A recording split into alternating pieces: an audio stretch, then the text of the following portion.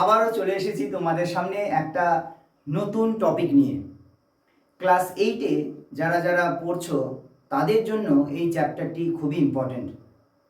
আমরা তোমাদের কাছে ক্লাস 8-এর প্রত্যেকটা সাবজেক্টের ভিডিও আমরা নিয়ে আসব।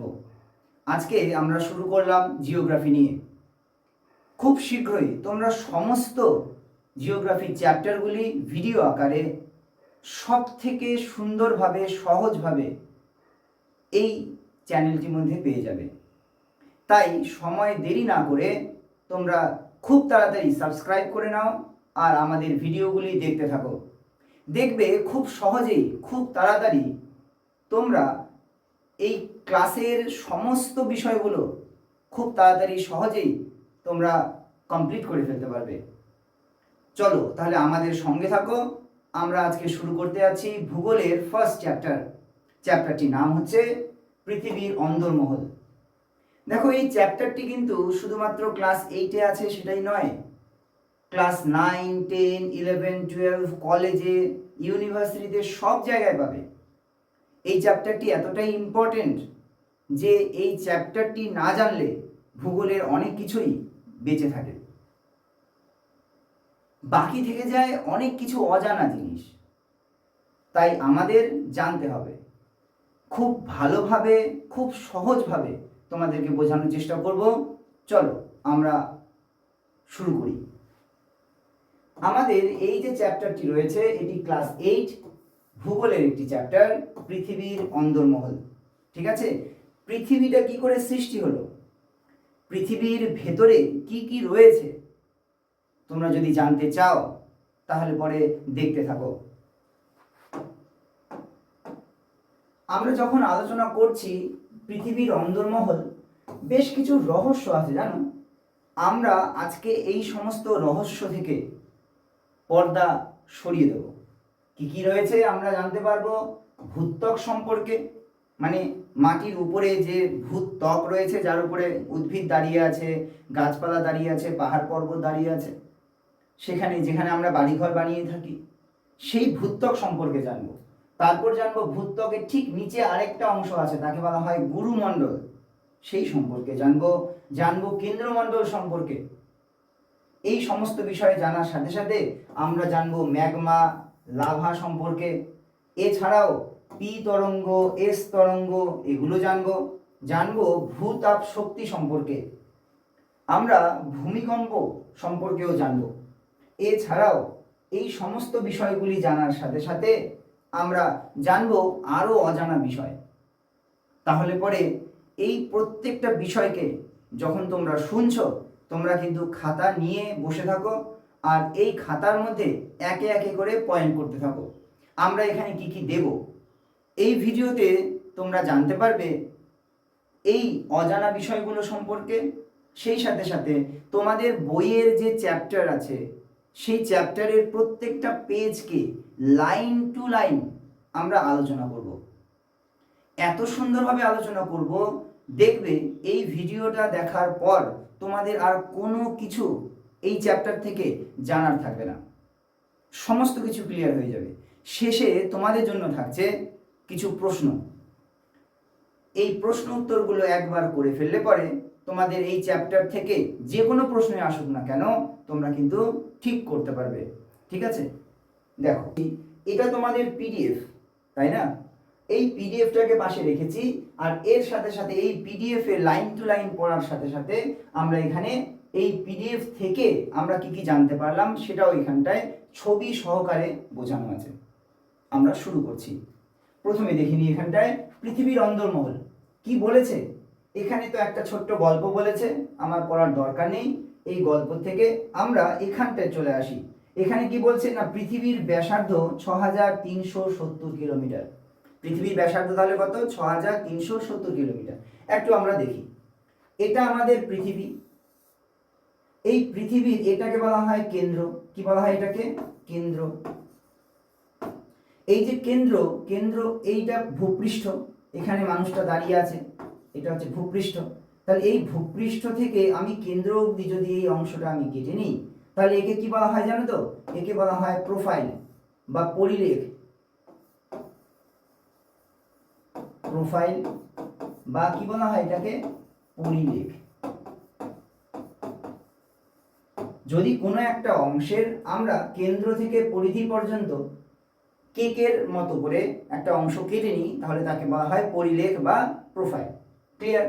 বলছে যে পৃথিবীর ব্যাসার্ধ, ব্যাসার্ধ মানে কি? ব্যাসের অর্ধ, ব্যাসার্ধ। আমি আরেকবার দেখি, এটা হচ্ছে পৃথিবী, পৃথিবীর এটা কেন্দ্র, এই টোটালটা যদি মাঝামাঝি আমি কেটে দিই তাহলে একে বলা হয় ব্যাস। একে কি বলা হয়? ব্যাস। আর এই ব্যাসের অর্ধেক অর্থাৎ এই যে অর্ধেকটা একে বলা হয় কি? ব্যাসার্ধ। এই অর্ধেকটাকে বলা হয় ব্যাসার্ধ। ঠিক আছে? তাহলে পরে টোটালটাকে বলা হয় ব্যাস আর অংশটাকে বলা হয় ব্যাসার্ধ। আমরা একবার দেখে নিই আমরা বুঝতে পারলাম কিনা।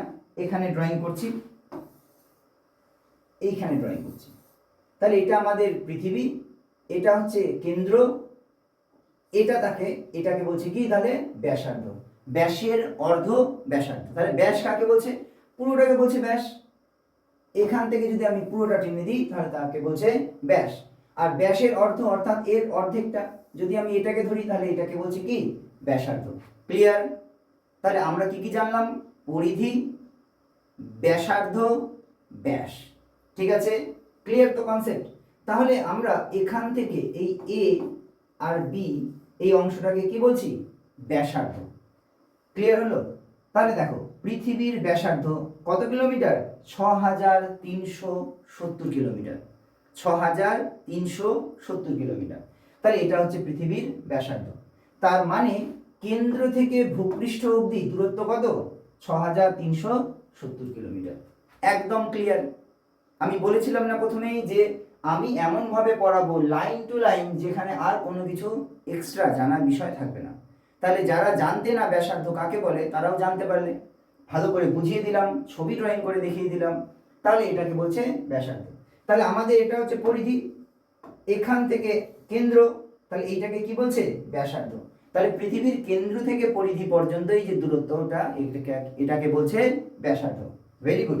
এবারে চলে আসি, এখানে দেখো কি বলেছে? দক্ষিণ আফ্রিকায় পৃথিবীর গভীরতম সোনার খনির গভীরতা কত? 3 থেকে 4 কিলোমিটার।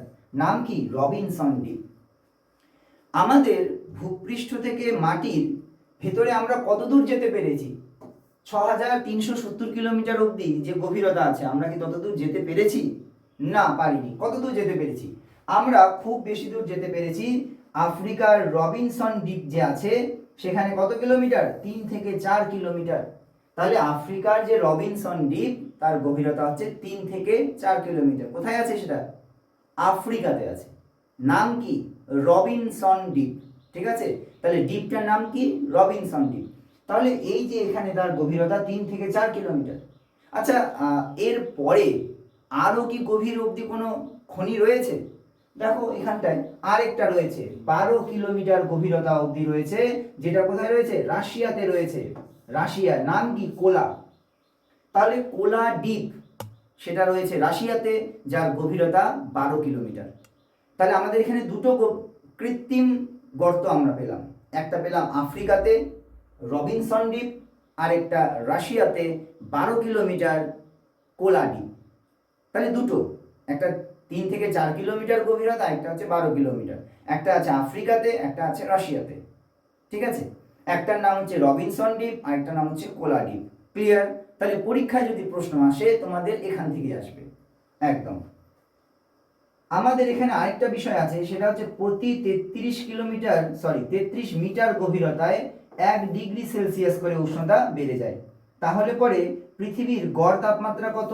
15 degree Celsius. ভালো করে ভেবে নাও যে আমাদের যত আমরা নিচের দিকে যাব অর্থাৎ প্রতি 33 মিটার গভীরতায় 1 ডিগ্রি করে উষ্ণতা বেড়ে যাচ্ছে। তাহলে সেই হিসাব যদি আমরা করি তাহলে অঙ্কের হিসাবে রবিনসন দ্বীপে সোনার খনির শ্রমিকদের কত গভীরতা সহ্য করতে হয়? তাহলে প্রতি 33 মিটার যদি আমরা বলি যে প্রতি 33 মিটার, মিটার কিন্তু কিলোমিটার নয়, প্রতি 33 মিটারে কত ডিগ্রি সেলসিয়াস? 1 ডিগ্রি করে সেলসিয়াস বেড়ে যায়। 1 ডিগ্রি করে সেলসিয়াস বেড়ে যায়। ঠিক আছে? এটা মনে রাখবে কিন্তু। আমরা চলে আসছি নেক্সট স্লাইডে। এখানে দেখো এই ছবিগুলোকে দেওয়া হয়েছে। যেমন রবিনসন দ্বীপ কোথায় আছে, একটু আগে বললাম কোথায় আছে রবিনসন দ্বীপ, আফ্রিকাতে আছে। তাহলে দক্ষিণ আফ্রিকাতে আছে 3 থেকে 4 কিলোমিটার। তাহলে এটা হচ্ছে আমাদের ভূপৃষ্ঠ, তার গভীরতা। আর এখান থেকে দেখো এইভাবে করে কি করা হয়েছিল না দ্বীপটা খনন করা হয়েছিল বা গর্তটা খনন করা হয়েছিল। চলে আসি রাশিয়াতে কোলা দ্বীপ, আর কোলাটার গভীরতা কত 12 কিলোমিটার। দেখতে পাচ্ছ তাহলে এই যে এখানে ছবির সাহায্যে দেখে নাও যে কিভাবে করে গর্ত করা হয়েছে, তাই না? একটার গভীরতা হচ্ছে 3 থেকে 4, আর একটা হচ্ছে 12 কিলোমিটার। এই যে বারবার করে বলছি এই কারণে যাতে তোমাদের মনে থাকে, ঠিক আছে? চলে আসি নেক্সট। আমাদের তাহলে পরে কি দেখলাম, আমাদের একটা হচ্ছে 3 থেকে 4 কিলোমিটার, আর হচ্ছে আরেকটা দেখলাম 12 কিলোমিটার। এই দুটো আমরা জানতে পারলাম। তাহলে পৃথিবীর এতটা গভীরতা অবধি মানুষে যেতে পেরেছে, যেটা কৃত্রিম। আরেকটা আছে যেটা প্রাকৃতিক। সেই প্রাকৃতিক কোনটা না প্রশান্ত মহাসাগরের মধ্যে যে মারিয়ানা খাত রয়েছে, মারিয়ানা খাত রয়েছে, এই মারিয়ানা খাতের গভীরতা, এই মারিয়ানা খাত যেটা প্রাকৃতিক, যেটা কিন্তু প্রাকৃতিক, সেটা হচ্ছে 11,000 মিটার। 11,000 মিটার। তাহলে 11,000 কিলোমিটার নয় কিন্তু মিটার, এতটা হচ্ছে মারিয়ানা খাত, যেটা কি প্রাকৃতিক। তোমরা এগুলো কিন্তু নোট করে নাও, ঠিক আছে? তোমাদের পিপিটি আমি দিয়ে দেব ভিডিও ডেসক্রিপশনে, কিন্তু এই লেখাগুলো কিন্তু থাকবে না, তোমরা কিন্তু এগুলো নোট করে নাও। তাহলে জানতে পারলাম, আর কি জানতে পারলাম, প্রতি 33 মিটার গভীরতায় 1 ডিগ্রি করে উষ্ণতা বেড়ে যায়। তাহলে মাটির যত গভীরের দিকে যাব উষ্ণতা বেড়ে যাবে। এখানে একটা ফর্মুলা বলি, ভূপৃষ্ঠ থেকে যত উপরের দিকে যাব টেম্পারেচার তত কমবে, আর মাটির যত নিচের দিকে যাব টেম্পারেচার বাড়বে, ঠিক আছে? দেখো এখান থেকে ছোট ছোট অনেকগুলো প্রশ্ন আসতে পারে, ওর জন্য আমরা লাইন টু লাইন আলোচনা করে দিচ্ছি যাতে তোমাদের বুঝতে সুবিধা হয়। এবারে চলে আসি পৃথিবীর রহস্য।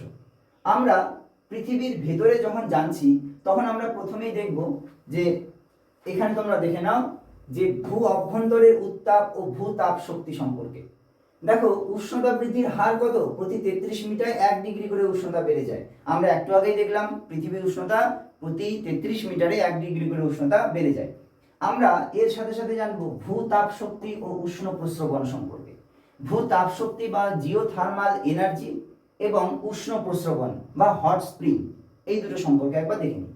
বলছে যে পৃথিবীর ভেতরে এই প্রচণ্ড তাপ শক্তিকে কাজে লাগিয়ে যে বিদ্যুৎ বা শক্তি উৎপাদন করা হয় তাকে বলা হয় ভূতাপ শক্তি।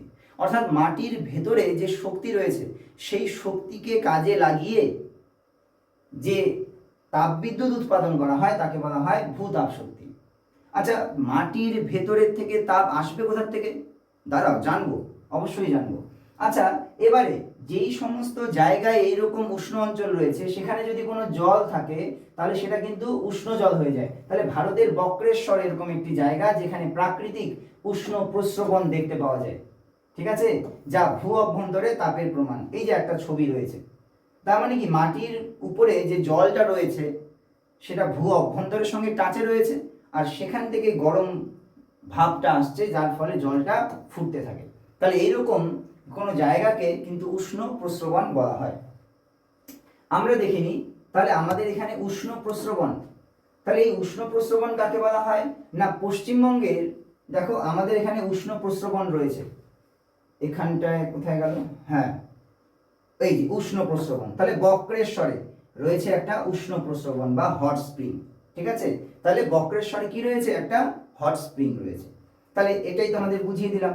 তাহলে আমাদের পৃথিবীর মধ্যে যে ভৌম জল রয়েছে সেই ভৌম জল কোথাও কোথাও কি হয় না মাটির ভেতরের যে তাপ সেটা বেরিয়ে আসতে থাকে, আর যেখানে থেকে বেরিয়ে আসতে থাকে শিলার ফাটল দিয়ে সেই জায়গাতে কি থাকে না যদি জলাশয় থাকে সেটা জল ফুটতে থাকে সবসময়, সেই জায়গাটাকে কি বলছে উষ্ণ প্রস্রবণ, সেখানকার জল সবসময় গরম হয়ে ফুটতে থাকে, ঠিক আছে? আচ্ছা, ভূতাপ কি সেটাও এক্ষুনি বলে দিলাম।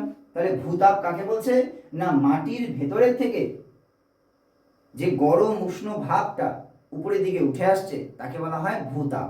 এটাকে আমরা বিদ্যুতে কনভার্ট করতে পারি। ঠিক আছে, আচ্ছা এবারে চলে আসি আমরা ম্যাগমা ও লাভা সম্পর্কে। তাহলে মাটির ভেতরের থেকে যে তাপটা বেরিয়ে আসছে কোথার থেকে সেটা তো জানতে হবে, চলো জানি। তাহলে মাটির ভেতরে এবারে তাহলে পরে আমরা জানবো কি এই যে ম্যাগমা আর লাভা সম্পর্কে। ঠিক আছে, এই যে লাভা সম্পর্কে। তাহলে ম্যাগমা আর লাভাটা কি? দেখো মাটির ভেতরে অনেক সময় কি থাকে, এই যে ধরো এটা একটা আগ্নেয়গিরির ছবি দেওয়া আছে, এই আগ্নেয়গিরি মাটির ভেতরে কি আছে? ম্যাগমা। ভালো করে দেখবে কিন্তু তোমরা, এটা কি আছে? ম্যাগমা।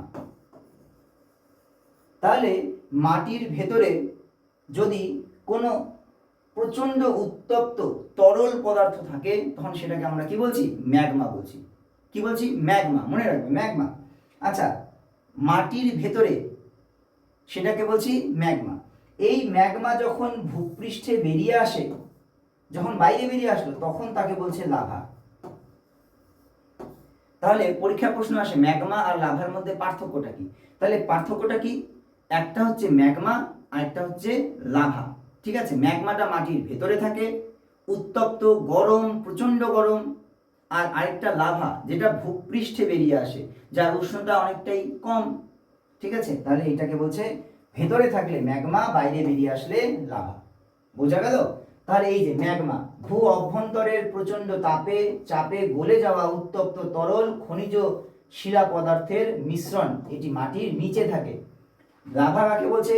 আগ্নেয়গিরি জ্বালামুখ দিয়ে ফাটল পথে ম্যাগমা যখন ভূপৃষ্ঠে বেরিয়ে আসে তখন তাকে বলা হয় লাভা। যেমন মাটির ভেতরের থেকে যখন বাইরের দিকে বেরিয়ে আসে, অবভিয়াসলি যখন বাইরে বেরিয়ে আসবে তখন সে তাপ বিকিরণ করবে, তাপ বিকিরণ করে ধীরে ধীরে ঠান্ডা হয়ে যাবে। তাহলে যখন ঠান্ডা হয়ে যাচ্ছে তখন সেটাকে কি বলছে?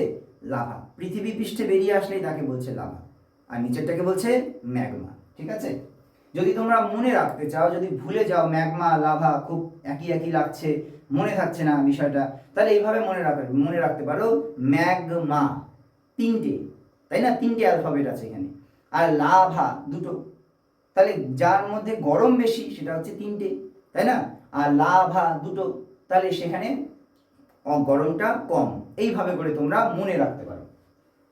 তাহলে আমরা পড়ে নিলাম, তাহলে আমরা এখানটায় উষ্ণ প্রস্রবণ পড়ে নিলাম, ভূতাপ পড়ে নিলাম, ম্যাগমা পড়ে নিলাম, আর লাভা পড়ে নিলাম। তাহলে এটাই তো আমাদের জানার। তাহলে লাইন টু লাইন পড়ছি, কোনো অংশ আমরা বাদ দিচ্ছি না। এর ফলে কি হবে? চ্যাপ্টারের কোনো কিছু বাকি থাকবে না।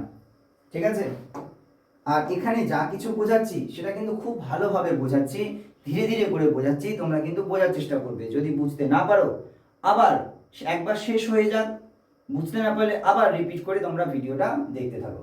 ঠিক আছে, আর ভিডিওটা এমন যে তোমরা একবার যদি দেখো তাহলে কিন্তু তোমরা যে কোনো সময় সেটা দেখতে পাবে, সে দিন হোক, রাত হোক, সকাল সন্ধ্যা হোক, যখন ইচ্ছে মনে হচ্ছে যে আমি ওই জিনিসটা ভুলে গেছি, একবার দেখে নাও, তাই না?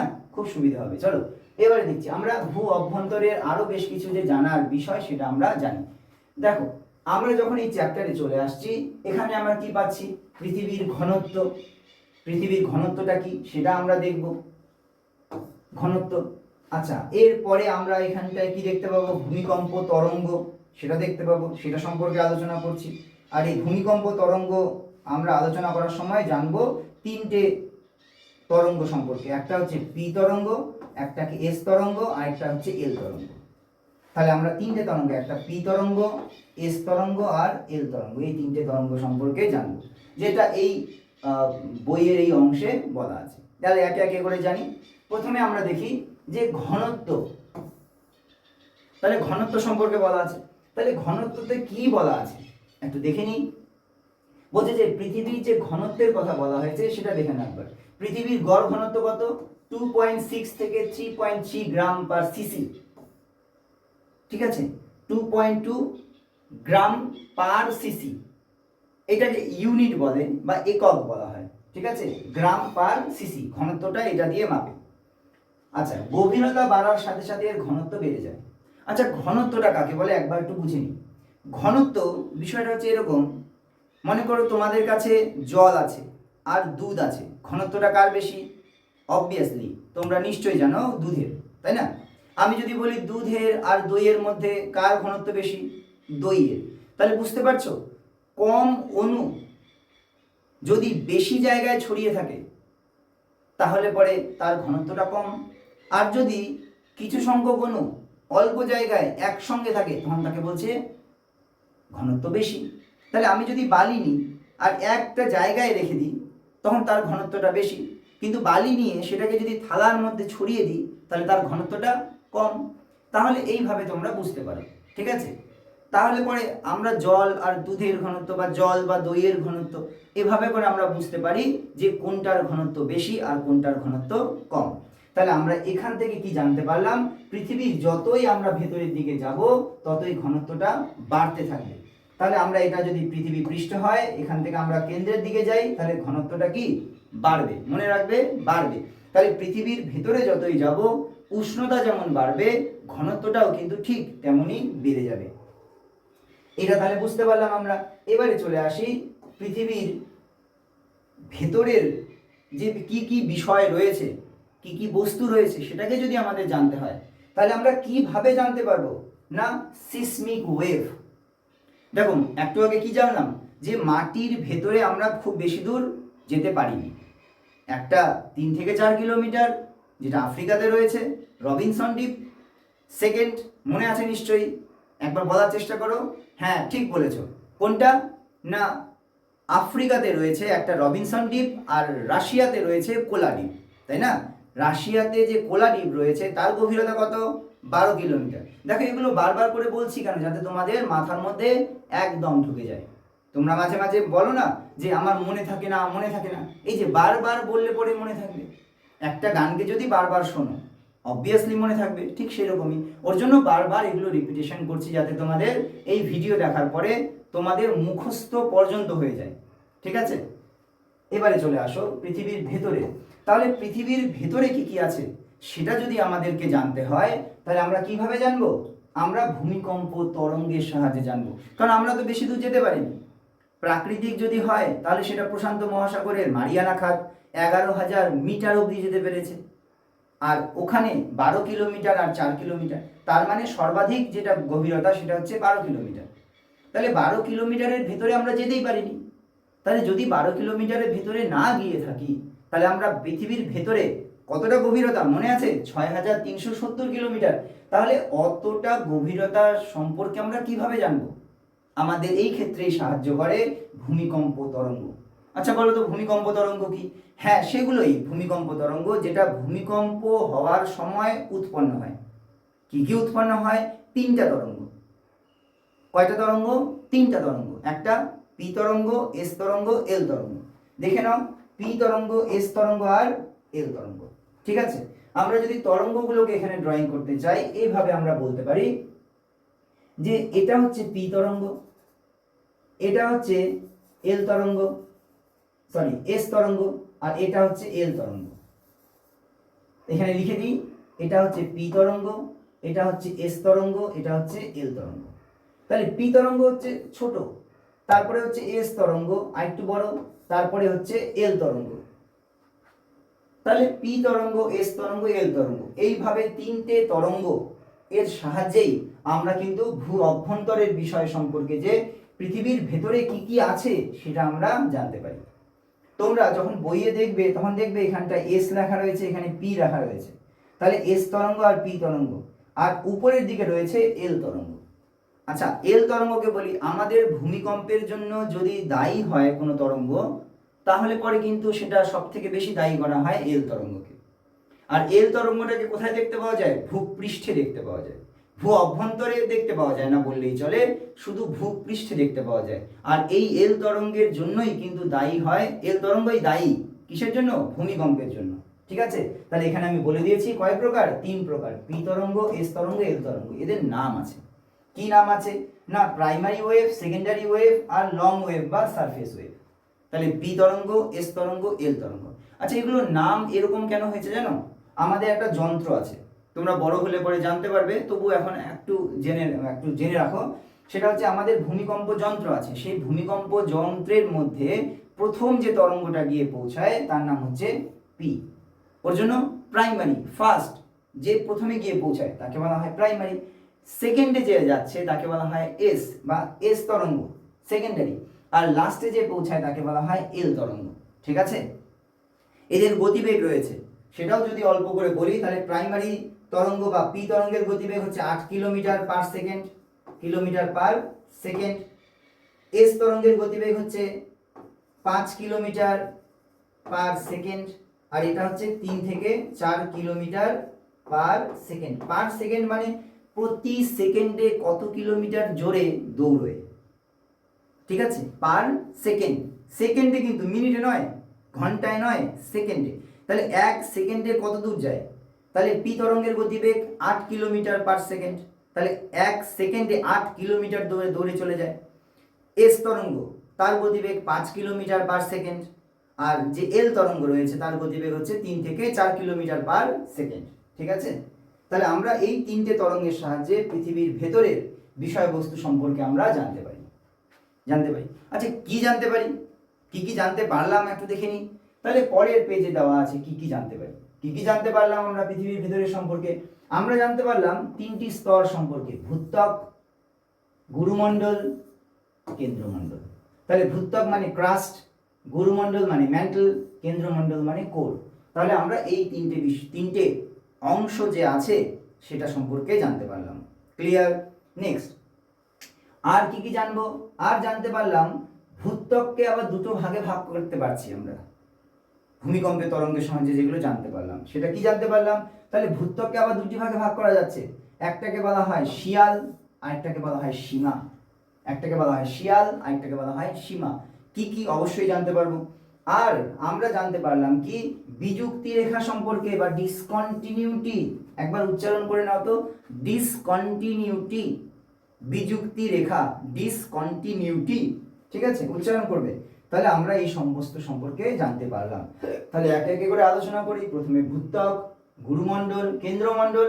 এবার ভূত্বককে আবার দুটি ভাগে ভাগ করা যাচ্ছে, শিয়াল এবং সীমা, সেটা। আর বিভিন্ন রকম বিযুক্তি রেখা সম্পর্কে আমরা জানতে পারবো। চলো দেখে নাও। আমরা ভূ অভ্যন্তরে যে 3টি স্তর আমরা একটু আগে দেখলাম, সেই 3টি স্তরের মধ্যে কি রয়েছে? একটাকে বলছে ভূত্বক, গুরুমণ্ডল ও কেন্দ্রমণ্ডল। দেখো একেবারে এটা হচ্ছে পৃথিবীর অর্ধেকটা অংশ। এই অর্ধেকটা অংশে একেবারে কেন্দ্রে রয়েছে কি? একে বলছে কেন্দ্রমণ্ডল। তারপরে যেটা রয়েছে সেটাকে বলছে গুরুমণ্ডল, এবং তার উপরে যেটা রয়েছে সেটাকে বলা হয় ভূত্বক। তাহলে একটা হচ্ছে ভূত্বক, তারপরে গুরুমণ্ডল, তারপরে কেন্দ্রমণ্ডল। এই 3টে ভাগ আছে। ঠিক আছে, তাহলে ভূত্বক, গুরুমণ্ডল, কেন্দ্রমণ্ডল। তাহলে ভূত্বক, এটাকে বলছে ভূত্বক, এটাকে বলছে গুরুমণ্ডল, এটাকে বলছে কেন্দ্রমণ্ডল। ঠিক আছে, আমরা দেখি, আমরা পরের অংশে আরো ভালোভাবে দেখতে পাবো। এখানে দেখিনি, আমরা এখানে আলোচনা করেছি পৃথিবীর ভূত্বক যে অংশটা আছে সেই ভূত্বককে আবার দুটি ভাগে ভাগ করা যাচ্ছে, একটাকে বলছে শিয়াল, আর একটাকে বলছে সীমা। শিয়াল এবং সীমা কি? শিয়াল কাকে বলছে? এখানে শিয়াল থাকে বলে তাকে শিয়াল বলছে না, কিন্তু এখানে শিয়াল কাকে বলছে? বলছে যে আমাদের এই যে ভূত্বক, এই যে দেখো এখানে ছবিটা আছে, তাহলে এটা আমাদের ভূত্বক। এই ভূত্বককে আবার দুটি ভাগে ভাগ করা আছে, তাহলে এই অংশটাকে বলা হচ্ছে শিয়াল, আর এই অংশটাকে বলা হচ্ছে সীমা। আচ্ছা, কেন নাম হলো এরকম শিয়াল সীমা? দেখো শিয়ালকে দুটি ভাগে ভাগ করা যায়। দেখো একটাকে বলছে শিয়াল, SI অর্থাৎ সিলিকা, AI অর্থাৎ অ্যালুমিনিয়াম। তাহলে সিলিকা আর অ্যালুমিনিয়াম দিয়ে তৈরি হয়েছে কি? শিয়াল, সিলিকা অ্যালুমিনিয়াম, তাহলে প্লাস করে দিলে শিয়াল। আর সীমা অর্থাৎ সিলিকা ও ম্যাগনেসিয়াম, এই যে এখানে সিলিকা ও ম্যাগনেসিয়াম এখানে পাওয়া যায় বেশি, তাই এর নাম হয়েছে কি? সীমা। তাহলে এগুলো নাম কেন হয়েছে? কারণ এগুলো উপাদান এখানে পাওয়া যায়। তাহলে আমাদের ভূপৃষ্ঠের এই যে আমাদের যদি ভূত্বক ধরি, তাহলে ভূত্বককে দুটো ভাগে ভাগ করছে। উপরের অংশকে বলছে শিয়াল, এ অংশকে কি বলছে? শিয়াল। নিচের বি অংশকে কি বলছে? সীমা। উপরেরটা শিয়াল, নিচেরটা সীমা। তাহলে শিয়াল মানে কি? সিলিকা আর অ্যালুমিনিয়াম, নিচেরটা হচ্ছে সিলিকা আর ম্যাগনেসিয়াম। তাহলে এই উপাদানগুলো এখানে বেশি পরিমাণে রয়েছে বলে এদের নামকরণ কিন্তু এইরকম হয়েছে। আচ্ছা, তাহলে গেল এটা, এটাও বুঝতে পারলে তোমরা। তাহলে আমাদের ভূত্বককে দুটি ভাগে ভাগ করা যায়, একটা শিয়াল আর একটা হচ্ছে সীমা। মনে থাকবে তো? শিয়াল, উপরের অংশটাকে বলা হয় শিয়াল, নিচেরটাকে বলা হয় সীমা। একবার বলো দেখি। তাহলে পরে শিয়াল মানে কি? সিলিকা।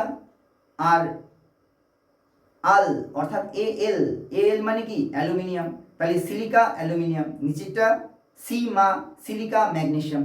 দু জায়গায় সিলিকা কিন্তু আছে, উপরেও আছে নিচেও আছে সিলিকা। আরেকবার ক্লিয়ার করে নাও। পৃথিবীর অভ্যন্তর ভাগকে তিনটি ভাগে ভাগ করা যাচ্ছে। পৃথিবীর অভ্যন্তর ভাগকে তিনটি ভাগে ভাগ করা যায়। এটা যদি পৃথিবী হয়, আচ্ছা এখানে ড্রয়িং করি, এটা যদি পৃথিবী হয় তাহলে প্রথম স্তরটাকে কি বলছে? এটাকে বলা হয় ভূত্বক, এটাকে বলা হয় গুরুমণ্ডল, আর এটাকে বলা হয় কেন্দ্রমণ্ডল। তাহলে এটাকে বলছে ভূত্বক, এটাকে বলছে গুরুমণ্ডল, আর এটাকে বলছে কেন্দ্রমণ্ডল। এইটুকু ক্লিয়ার? এই ভূত্বককে আবার দুটি ভাগে ভাগ করা যায়, দুটো ভাগে ভাগ করা যায়। তাহলে তাকে উপরটা কি বলছে? শিয়াল, আর নিচেটাকে বলা হয় সীমা। আমি আরেকবার এখানে ড্রয়িং করে দিই যাতে তোমাদের বুঝতে কোনো রকম অসুবিধে না হয়। একটু কালারটা চেঞ্জ করে নিই যাতে তোমাদের বুঝতে সুবিধে হয়। গ্রিনটা নিই। এখানে দেখে নাও এটা, তাহলে এটাকে আমি যদি কেন্দ্রমণ্ডল ধরি, তার উপরেরটাকে আমি গুরুমণ্ডল ধরছি। তাহলে এই যে আমি ডার্ক করে দিলাম, এটা হচ্ছে কেন্দ্রমণ্ডল, যেটা ডার্ক করলাম না, প্লাস প্লাস করে দিলাম, এটা হচ্ছে গুরুমণ্ডল। একদম ক্লিয়ার? আমি আর একটু কালারটাকে চেঞ্জ করে নিই তাহলে একদম বুঝতে সুবিধা হবে। সেটা হচ্ছে কি, এই যে এবারে এটা হচ্ছে কি শিলামণ্ডল। এই শিলামণ্ডল বা ভূত্বক, এটাকে আমি যদি আবার দুটো ভাগে ভাগ করি, এই যে দুটো ভাগে ভাগ করলাম, তাহলে এই অংশটাকে বলছে শিয়াল, আর এটাকে বলছে সীমা। তাহলে সিলিকন আর অ্যালুমিনিয়াম, আর সিলিকন আর ম্যাগনেসিয়াম, তাহলে এটাকে বলছে সীমা। একদম ক্লিয়ার, তাই তো? দেখো এখানে এটাই সুবিধা, খুব সুন্দরভাবে আমি বোঝাতে পারছি। এই যে ডিজিটাল বোর্ডের সাহায্যে যখন আমরা সুন্দরভাবে বোঝাতে পারি, আমাদের মনেও থাকে পড়াগুলো, আমরা ভুলবো না। ঠিক আছে? এখানেও দেখো তোমাদের একটা ছবি দেওয়া আছে, যার সাহায্যে বুঝতে পারবে শিলামণ্ডল, গুরুমণ্ডল, কেন্দ্রমণ্ডল, তিনটি ভাগে ভাগ করা আছে। আচ্ছা এটাকে কি বলে বলো তো? এভাবে যদি কেটে নেয় পৃথিবীর কোনো একটা অংশ, প্রথমেই বলেছিলাম কি বলে? প্রোফাইল বলে বা পরিলেখ বলে। Very good. আচ্ছা এবারে আমরা এই অংশে দেখে নিচ্ছি। এই অংশে আমরা কি কি দেখতে পাবো? দেখো গুরুমণ্ডল সম্পর্কে দেখব, কারণ শিলামণ্ডল সম্পর্কে একটু আগে দেখলাম। শিলামণ্ডলে কয়টা ভাগ? দুটো, সিলিকা আর ম্যাগনেসিয়াম, শিয়াল আর সীমা। এই অংশে আমরা জানতে পারবো গুরুমণ্ডল সম্পর্কে। তারপরে জানতে পারবো আমরা কেন্দ্রমণ্ডল সম্পর্কে। কোথায় গেল কেন্দ্রমণ্ডল? কেন্দ্রমণ্ডল পরে আছে। তাহলে এখান থেকে আমরা গুরুমণ্ডল সম্পর্কে একটু দেখে নিই। এই গুরুমণ্ডলকে দেখো এখানটায় কি কি বলেছে? দুটো ভাগে ভাগ করা যায়, একটা প্রোফেসিমা আর একটা হচ্ছে নিফেসিমা। তাহলে গুরুমণ্ডলকে দুটো ভাগে ভাগ করা যায়, প্রোফেসিমা এবং নিফেসিমা। আর একটা জিনিস জানতে পারবো, মোহরভিষিক বিযুক্তি সম্পর্কে জানতে পারবো। ঠিক আছে? তাহলে এগুলো সম্পর্কে জানতে পারবো। সঙ্গে জানতে পারবো আমরা অ্যাসথেনোস্ফিয়ার বা ক্ষুদ্রমণ্ডল, এই ক্ষুদ্রমণ্ডল সম্পর্কেও আমরা জানবো। দেখে নাও তাহলে আমাদের গুরুমণ্ডল, যে পরের যে মণ্ডলটা আছে তাকে বলা হয় গুরুমণ্ডল। এই গুরুমণ্ডলটা তাহলে উপরে শিলামণ্ডল, তার নিচে কেন্দ্রমণ্ডল, আর মাঝখানে রয়েছে গুরুমণ্ডল। এই গুরুমণ্ডলকে দুটো ভাগে ভাগ করা যায়, তাই না? গুরুমণ্ডলকে দুটো ভাগে ভাগ করা যায়। কি কি বললাম? গুরুমণ্ডলকে দুটো ভাগে ভাগ করা যায়। একটাকে বলা হয় প্রোফেসিমা, প্রোফেসিমা, আরেকটাকে বলা হয় নিফেসিমা, নিফেসিমা। ঠিক আছে? এই দুটো ভাগে ভাগ করা যায়। আর তার উপরেই কি রয়েছে? ক্ষুদ্রমণ্ডল। কি রয়েছে? ক্ষুদ্রমণ্ডল। ভালো করে মনে রাখবে, পরীক্ষায় প্রশ্ন আসে। ক্ষুদ্রমণ্ডল বা অ্যাসথেনোস্ফিয়ার, একবার উচ্চারণ করে নাও। অ্যাসথেনোস্ফিয়ার, অ্যাসথেনোস্ফিয়ার, অ্যাসথেনোস্ফিয়ার, ভালো করে মনে রাখবে, অ্যাসথেনোস্ফিয়ার। এই যে অ্যাসথেনোস্ফিয়ার বা ক্ষুদ্রমণ্ডল, এটা কি? গুরুমণ্ডলের উপরের অংশ, যেটি একটি অর্ধ বা সান্দ্র জেলির মতো অংশে রয়েছে। আর এখানে কি চলে? পরিচলন স্রোত সৃষ্টি হয়, আর এই পরিচলন স্রোতের ফলে ভূমিকম্প ও অগ্ন্যুৎপাত হয়। আর এটাকে কি বলা হয়? ক্ষুদ্রমণ্ডল বলা হয়। দেখে নাও তাহলে আমাদের এই যে দেখো, এটা হচ্ছে আমাদের ভূত্বক, আর এর ঠিক নিচে রয়েছে অ্যাসথেনোস্ফিয়ার, অর্থাৎ গুরুমণ্ডলের উপরের অংশ। আমি যদি এখানে একটা ছবি ড্রয়িং করি তাহলে হয়তো বুঝতে পারবে।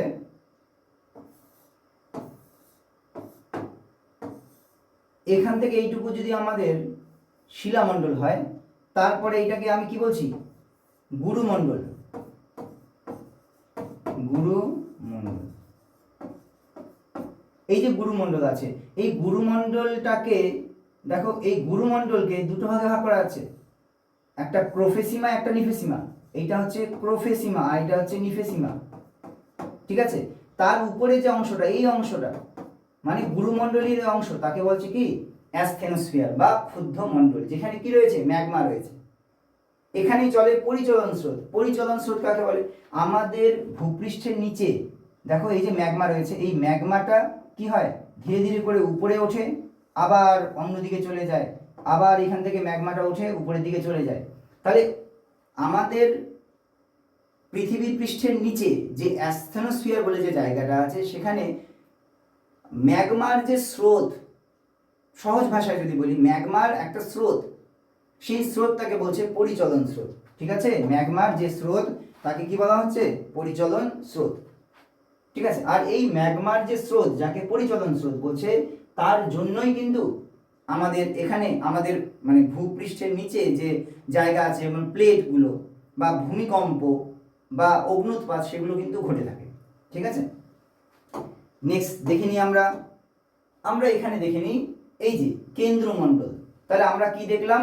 ও এখানে আরেকটা জিনিস বলার ছিল, যেটা মিস হয়ে গেল। সেটা হচ্ছে যে এখানে যে অংশটা রয়েছে গুরুমণ্ডল, গুরুমণ্ডলের দুটো অংশ বললাম, একটা হচ্ছে নিফেসিমা আরেকটা হচ্ছে প্রোফেসিমা। তাহলে উপরেরটা হচ্ছে প্রোফেসিমা, নিচেরটা হচ্ছে নিফেসিমা। কেন প্রোফেসিমা নিফেসিমা? দেখো এখানে বলা আছে ক্রোমিয়াম, ফেরাম, সিলিকা, ম্যাগনেসিয়াম। নিফেসিমা নিকেল, ফেরাম, সিলিকা, ম্যাগনেসিয়াম। উপরের যে অংশটা, যেটাকে আমরা প্রোফেসিমা বলছি, সেই প্রোফেসিমাটা 4টা উপাদান দিয়ে তৈরি, ঠিক আছে। কি কি বললাম? একটা ক্রোমিয়াম, ফেরাম, সিলিকা, ম্যাগনেসিয়াম প্রোফেসিমা। নিফেসিমা অর্থাৎ nickel, ferrum, silica, magnesium. Silica magnesium দেখো দুই জায়গায় আছে, সিলিকা ম্যাগনেসিয়াম, সিলিকা ম্যাগনেসিয়াম। বাকি থাকলো উপরের আছে প্রোফেসিমা আর নিচের আছে নিফেসিমা। দেখো এই যে এফি, সেটাও কিন্তু কমন। তাহলে এফি সিআইএমএ, এফি সিআইএমএ এটা কমন। তাহলে উপরে কি আছে? ক্রোমিয়াম আর নিচে আছে নিকেল। তাহলে উপরে হচ্ছে ক্রোমিয়াম, নিচে আছে নিকেল, ঠিক আছে। এই দুটোকে মিলে কি বলছে? আমাদের এখানটায় যে স্তরটা অর্থাৎ গুরুমণ্ডলটা তৈরি হয়েছে। তাহলে কি বললাম? গুরুমণ্ডল এটাকে কয় ভাগে ভাগ করা যাচ্ছে? 2 ভাগে, প্রোফেসিমা আর নিফেসিমা। ক্রোমিয়াম, ফেরাম, সিলিকা, ম্যাগনেসিয়াম, নিচেরটা হচ্ছে nickel, ferrum, silica, magnesium. Clear হলো? আচ্ছা, এই যে গুরুমণ্ডলের উপরের অংশ, সেটাকে বলছে কি অ্যাসথেনোস্ফিয়ার, যেখানে রয়েছে ম্যাগমা, আর যেখানে কি চলে? একটা স্রোত, কি নাম? পরিচলন স্রোত, ঠিক আছে। নিশ্চয়ই তোমরা মনে রাখতে পারছো। আমাদের গুরুমণ্ডল চলে গেল, এবারে আসবো আমরা কেন্দ্রমণ্ডলে, অর্থাৎ পৃথিবীর একেবারে শেষ অংশে, অর্থাৎ এই যে অংশে চলে আসবো আমরা কেন্দ্রমণ্ডলে। কেন্দ্রমণ্ডলে কি ভালো করে দেখে নাও, এই যে কেন্দ্রমণ্ডল, এই কেন্দ্রমণ্ডলটাকে 2 ভাগে ভাগ করা যায়। একটা হচ্ছে বহিঃকেন্দ্রমণ্ডল, একটা হচ্ছে অন্তঃকেন্দ্রমণ্ডল। তাহলে এই যে কেন্দ্রমণ্ডলকে যখন 2টি ভাগে ভাগ করছি, একটাকে বলছে বহিঃকেন্দ্রমণ্ডল, একটাকে বলছে অন্তঃকেন্দ্রমণ্ডল। এখানে দেখতে পাবে একটা হচ্ছে বহিঃকেন্দ্রমণ্ডল, একটাকে বলছে অন্তঃকেন্দ্রমণ্ডল। বহিঃকেন্দ্রমণ্ডল, একটা হচ্ছে অন্তঃকেন্দ্রমণ্ডল। ক্লিয়ার? তাহলে কেন্দ্রমণ্ডলকে 2টি ভাগে ভাগ করা যায়, একটা হচ্ছে বহিঃকেন্দ্রমণ্ডল, একটাকে বলছে অন্তঃকেন্দ্রমণ্ডল। এবারে এই যে কেন্দ্রমণ্ডলে একটা নাম আছে জানো তো, এর নাম হচ্ছে নিফে। এখানে নিকেল আর ফেরাম বেশি পরিমাণে পাওয়া যায় বলে দুটোরই নাম একসাথে কি বলেছে? নিফে। তাহলে কেন্দ্রমণ্ডল সে ঊর্ধ্ব কেন্দ্রমণ্ডল হোক বা নিম্ন কেন্দ্রমণ্ডল হোক, নাম একটাই, কি নাম? নিফে। নিকেল এবং ফেরাম, ফেরাম মানে লোহা, ঠিক আছে। তাহলে নিকেল ও ফেরাম এখানে বেশি পরিমাণে পাওয়া যায়, তাই একে বলছে নিফে। এখানে তাপমাত্রা কত? প্রায় 5000 ডিগ্রি টেম্পারেচার। ভাবতে পারো এতটা গরম পৃথিবীর কেন্দ্রে, কতটা? 5000 ডিগ্রি টেম্পারেচার থাকে পৃথিবীর কেন্দ্রে। আর এখানকার ঘনত্ব কত? 9 থেকে 13, 9.1 থেকে 13.1 গ্রাম পার সিসি, এতটা ঘনত্ব থাকে পৃথিবীর কেন্দ্রে। তাহলে পরীক্ষার প্রশ্ন আসতে পারে যে পৃথিবীর কেন্দ্রের ঘনত্ব কত? তাহলে তোমরা বলবে 9.1 থেকে 13.1 গ্রাম পার সিসি। উষ্ণতা কত? প্রায় 5000 ডিগ্রি টেম্পারেচার। তাহলে এগুলো তুমি বলবে, পরীক্ষার প্রশ্ন আসবে। পৃথিবীর কেন্দ্রমণ্ডলকে কয় ভাগে ভাগ করা যায়? অন্তঃকেন্দ্রমণ্ডল, বহিঃকেন্দ্রমণ্ডল। এদের নাম কি? নিফে, নিকেল আর ফেরাম, ঠিক আছে। নিকেল আর ফেরাম, ফেরাম মানে কি? লোহা। দেখো একদম ক্লিয়ার হয়ে যাচ্ছে। এরপরে আমরা চলে আসব বিযুক্তি রেখা সম্পর্কে।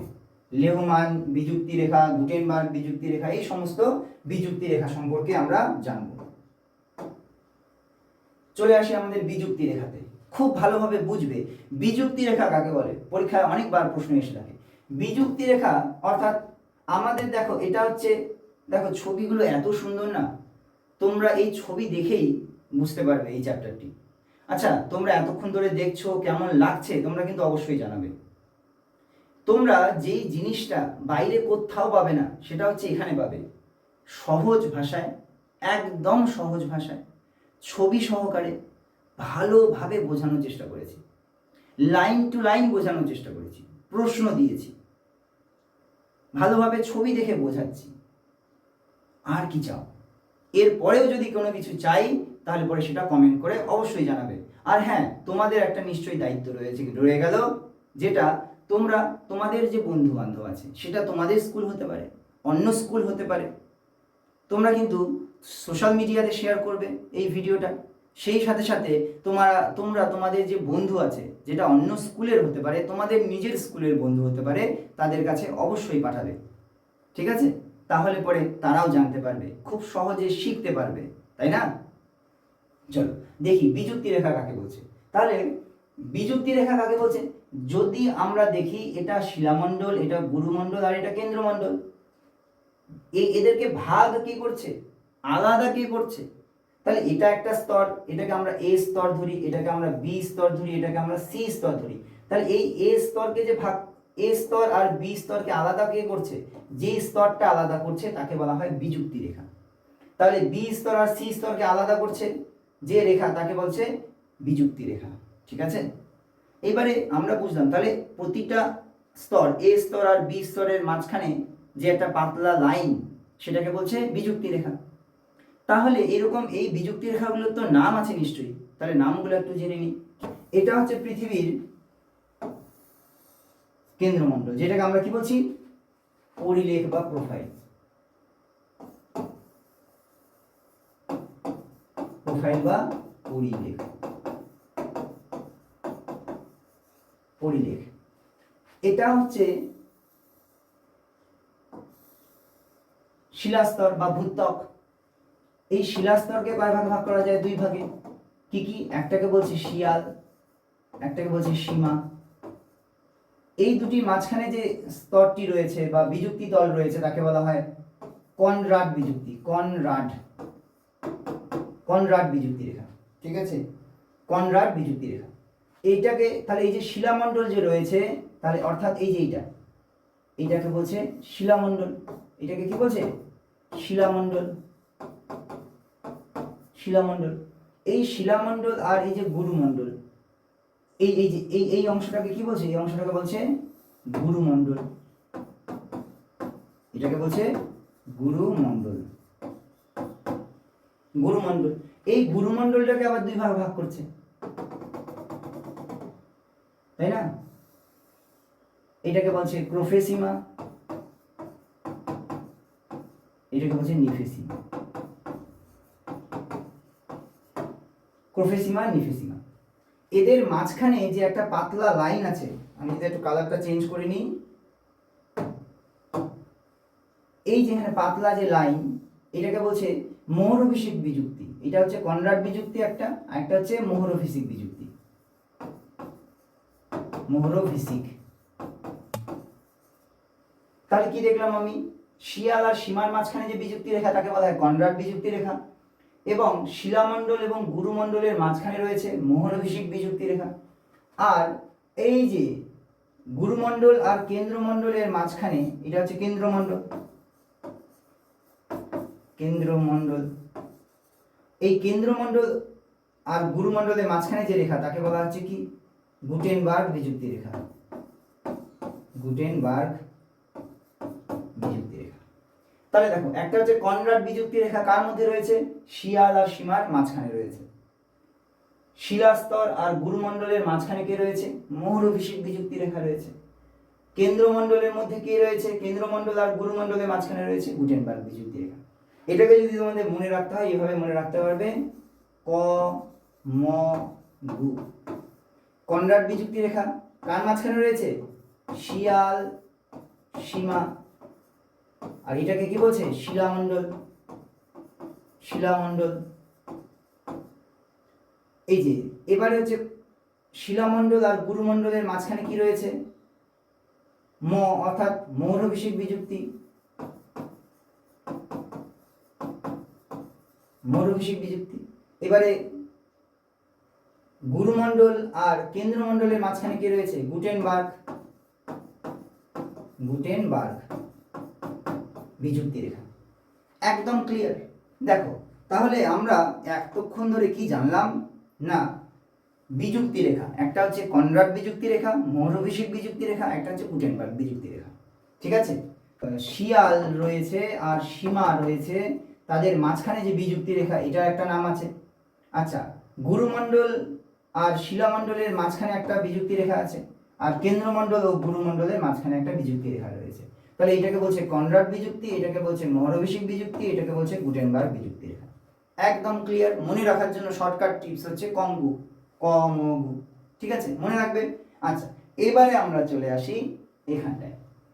বলছে যে একবার আমরা দেখে নিই এখানটায়, এখানে আরো দুটো আছে গুটেনবার্গ বিযুক্তি রেখা, সেটা একটু দেখে নিই। হ্যাঁ, এখানে দেখো আরো দুটো রয়েছে, একটাকে বলা হয় লেহমান বিযুক্তি রেখা, আরেকটাকে বলা হয় রেপটি বিযুক্তি রেখা। তাহলে লেহমান আর রেপটি। এখানে দেখো বিযুক্তি রেখাটা যখন আমরা আলোচনা করছি, এই বিযুক্তি রেখাতে দেখে নিই, এই যে এই জায়গাতে এখানে দেখো আর দুটো আমরা বিযুক্তি রেখা ছাড়া পড়ে গিয়েছিল, সেটাকে একটাকে বলছে রেপটি, একটাকে বলে লেহমান।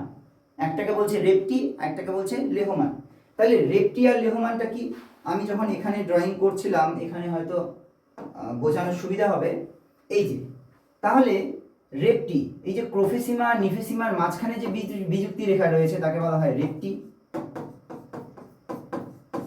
আর ঊর্ধ্বকেন্দ্রমণ্ডল আর নিম্ন কেন্দ্রমণ্ডলের মাঝখানে যে রয়েছে রেখাটি তাকে বলা হয় লেহমান।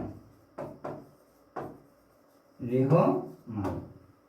ঠিক আছে, তাহলে আমরা এইভাবে করে কিন্তু আমরা ঠিকভাবে বুঝতে পারলাম। তাহলে আরেকবার ক্লিয়ার করে নিই যাদের যাদের বুঝতে অসুবিধা হলো। এটা আমাদের কেন্দ্রমণ্ডল, এটা আমাদের পাহাড় পর্বত রয়েছে এখানে। তাহলে এখান থেকে এটাকে বলা হয় কি বলা হয় বলো? এই এখানে আরেকটা রয়েছে, এটাকে কি বলা হয় বলো? আর এটাকে কি বলা হয় বলো? তাহলে এটাকে বলা হচ্ছে শিলামণ্ডল। কি বলা হচ্ছে? শিলামণ্ডল বা ভূত্বক। এটাকে বলা হয় গুরুমণ্ডল, আর এটাকে বলা হয় কেন্দ্রমণ্ডল। নিশ্চয়ই এটাতে তোমাদের বুঝতে কোনো অসুবিধা হয়নি।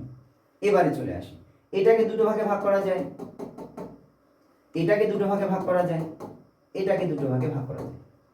এটাকে বলা হয় শিয়াল, এটাকে বলা হয় সীমা, এটাকে বলা হয় ক্রোফেসিমা, এটাকে বলা হয় নিফেসিমা, এটাকে বলা হয় আপার কোর, এটাকে বলা হয় লোয়ার কোর। যখন আমরা কথা বলছি বিযুক্তি রেখা নিয়ে, তাহলে বিযুক্তি রেখা নিয়ে কিরকম হবে দেখে নাও। এই যে শিয়াল আর সীমার মাঝখানে যেটা আছে, এই শিয়াল আর সীমার মাঝখানে যেটা আছে সেটাকে আমি কি বলছি? কনরাড বিযুক্তি রেখা। শিলামণ্ডল আর গুরুমণ্ডলের মাঝখানে রয়েছে মৌরভিষিক বিযুক্তি রেখা। গুরুমণ্ডল আর কেন্দ্রমণ্ডলের মাঝখানে রয়েছে গুটেনবার্গ বিযুক্তি রেখা। এইটুকু তো ক্লিয়ার। নেক্সট দেখে নাও, তাহলে ক্রোফেসিমা নিফেসিমার মাঝখানে রয়েছে রেপটি বিযুক্তি রেখা, আর ঊর্ধ্বকেন্দ্রমণ্ডল নিম্ন কেন্দ্রের মাঝখানে রয়েছে লেহমান বিযুক্তি রেখা। ইমান লেহমান বিযুক্তি রেখা। ঠিক আছে, তাহলে পরে তোমরা বিযুক্তি রেখাটাও সম্পর্কে জানলে। তাহলে একে একে করে আমরা চ্যাপ্টারের একদম শেষে চলে এসেছি।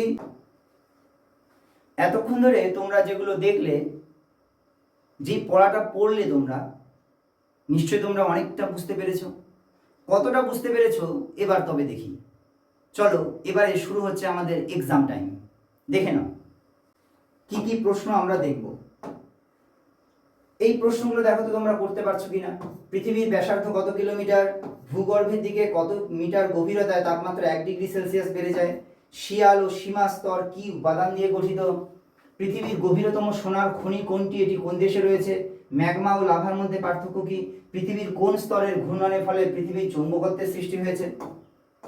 এই প্রশ্নগুলো একটু দেখে নাও পারছো কিনা। এছাড়া ভূতাপ শক্তি বলতে কি বোঝো, শিলামণ্ডল কাকে বলে বা কিভাবে সৃষ্টি হয়েছে, গুরুমণ্ডল এবং প্রোফেসিমা নিফেসিমা এদের মধ্যে পার্থক্য কি, অ্যাস্থনোস্ফিয়ার কাকে বলছে, ভূমিকম্প তরঙ্গ, পি তরঙ্গ, এস তরঙ্গ, এল তরঙ্গ এটা, আর পৃথিবীর ভূ অভ্যন্তরের সম্পর্কে কটি স্তর রয়েছে। এই প্রশ্নগুলো দেখো তোমরা পারছো কিনা। বড় প্রশ্ন যেটা 5 নম্বরের প্রশ্ন আসতে পারে এই চ্যাপ্টার থেকে, বিযুক্তি রেখা, কেন্দ্রমণ্ডল, এই পৃথিবীর অভ্যন্তরের কতগুলো স্তর, এগুলো নিয়ে একটা প্রশ্ন থাকতেই পারে।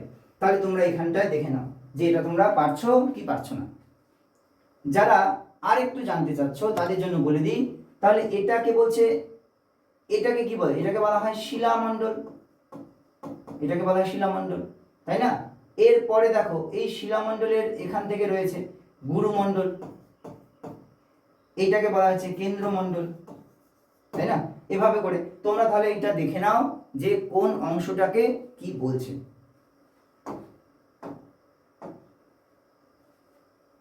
এতক্ষণ ধরে সঙ্গে থাকার জন্য অনেক অনেক ধন্যবাদ।